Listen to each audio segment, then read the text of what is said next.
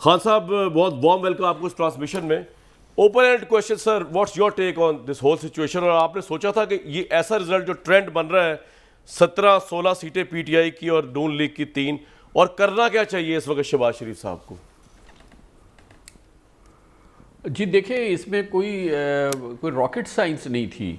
کہ ان الیکشنز کے نتائج کیا نکلیں گے. اب وہ 17 نکلتے, 16 نکلتے, 14 نکلتے, لیکن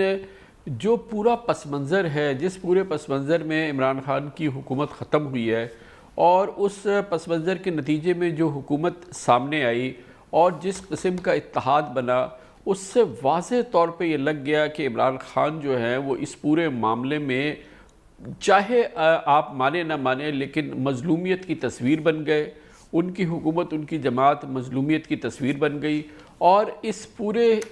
تبدیلی کے نتیجے میں جس قسم کا نظام سامنے آیا اور جس قسم کا اتحاد بنا, جس میں مولانا فضل الرحمان, آصف زرداری, نواز شریف, جس میں آگ اور پانی ایسا لگا کہ وہ مل گیا, اور اس کا مقصد صرف اور صرف عمران خان کی مخالفت اور پی ٹی آئی کی مخالفت تھی. اور پھر اس پورے پس منظر کے بعد جو صورتحال ہوئی, اور جس طریقے سے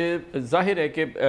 سب کو پتہ تھا کہ ایک مہنگائی کی طوفان جو ہے وہ ہمارے دروازے پہ کھڑا ہے. عمران خان نے مصنوعی طریقے سے اس کو روکنے کی کوشش کی تھی, کیونکہ ان کو اچھی طرح سے احساس ہو گیا تھا کہ ان کو نکالنے کا فیصلہ ہو چکا ہے, ان کو نکال دیا جائے گا.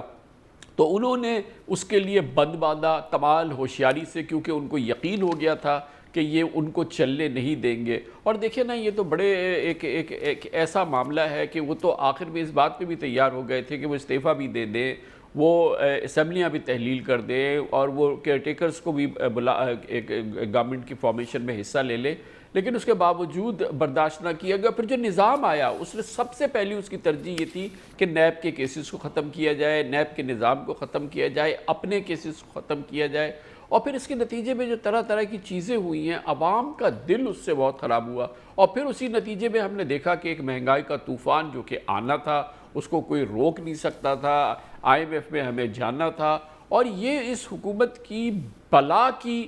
میں سمجھتا ہوں بے وقوفی نہیں کہوں گا, مگر یہ ایک بلا کی موقع پرستی انہوں نے دکھائی کہ صرف اپنے کیسز ختم کرنے کے لیے اور اپنے معاملات کو ایڈریس کرنے کے لیے اپنے گلے میں توق اوڑھ لیا, جو کہ دراصل جس کا حق عمران خان کا تھا. اور پھر عمران خان اس کو سہتے, لیکن یہ اللہ تعالیٰ کا کرنا ہوتا ہے. ہمیں اللہ تعالیٰ کے جو اسباب ہوتے ہیں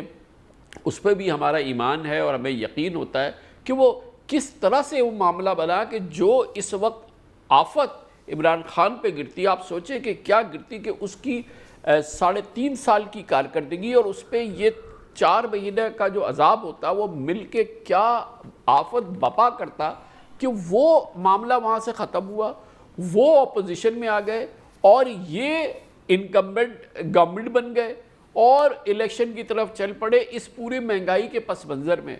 ایسا لگا کہ دماغ جو تھا وہ معاف ہو گیا, ان کا سیاسی دماغ جو تھا وہ معاف ہو گیا. یہ سمجھے کہ ان کو یہ تک احساس نہیں ہوا کہ اس ماحول میں ایک حکومتی جماعت کی حیثیت سے یہ الیکشن میں جائیں گے اور اس پورے عذاب کو وہ اپنا اس کو کریڈٹ ان کو خود لے لیں گے, تو پھر کیسے سروائیو کریں گے. اب اس کے نتیجے میں یہ ہوا کہ مسلم لیگ نون کی, نواز شریف صاحب کی جو تکلیفیں تھیں, جو صعوبتیں تھیں, جو بھی انہوں نے اس پورے پیناما کے بعد سے جس کیفیت سے وہ گزرے, ان کی صاحبزادی گزری, ان کا خاندان گزرا, وہ تو ان کو کوئی اس کا ڈیویڈنڈ ملنا چاہیے تھا نا, سیاسی ڈیویڈنڈ ملنا چاہیے. وہ اتنا مختصر سیاسی ڈیویڈنڈ اور وقتی سیاسی ڈیویڈنڈ شہباز شریف صاحب نے حاصل کر لیا. میں نہیں سمجھتا کہ نواز شریف صاحب شاید اتنی مستعدی سے اس زمانے میں سوچ رہے تھے, یا ان کو بھی یہ بتا دیا گیا تھا کہ ابھی فی الحال ہم یہ کر لیتے ہیں اور یہ ہونے دیں. ورنہ جس قسم کا ڈائنمکس بنا, جس قسم کا اتحاد بنا, زرداری, نواز, فضل الرحمان اور یہ پورا نظام کے اپنے آپ کو قربان کر دیا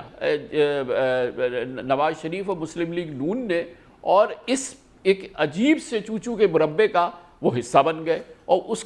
اس کی صرف اور صرف پہلی ترجیح اور پہلا اس کی جو تھی ان کا مفاد جو تھا وہ یہ تھا کہ اقتدار میں آ جائے. اور ظاہر ہے کہ کمال ہوشیاری سے آصف زرداری صاحب نے یہ پورا اسٹرکچر کیا, یہ پورا معاملہ یہ کسی سے چھپا ہوا نہیں ہے کہ وہ اس کے پورے معمار کامران خان صاحب